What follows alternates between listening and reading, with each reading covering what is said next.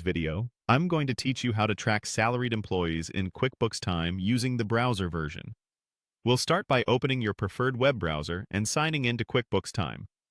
Make sure you're logging in with a role that can view and manage team time, such as an admin or manager, so you'll have access to the tools we'll use today.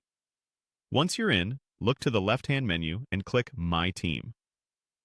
This is where you can confirm that your salaried employee appears on the roster. Open their details and verify that time tracking access is enabled. If an employee can't submit time, this is usually the first setting to check. While you're here, it's also helpful to confirm their employment type and any assigned groups or managers, so approvals route correctly. Next, have the employee record their time. They can use time entries for manual entry, which is great for entering a full day or week at once, or use time clock if your company requires clocking in and out in real time. Remind them to follow your organization's policy on notes, projects, or job codes, so you get accurate reporting later.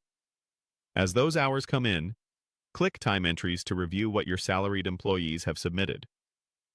Use the filters to choose the employee and the date range you need, such as the current pay period.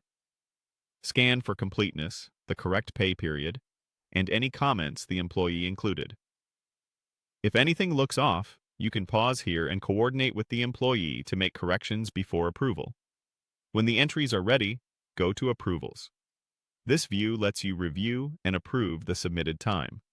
Take a moment to confirm totals and that entries align with your company's expectations for schedules, holidays, or paid time off. Approving will lock in those hours for payroll and reporting, helping prevent last-minute changes. To analyze attendance or workload trends, head to Reports, then Tracking, and choose Hours by team member. This report summarizes the tracked time across your team, making it easy to see who logged hours and when.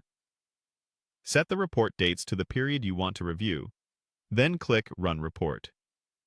Use the results to verify that all expected hours are captured, spot anomalies, and support conversations with your team. If you need to revisit this later, note the date range and filters you used so you can run the same view again. If this video helped, please like, subscribe, and share. Thanks for watching.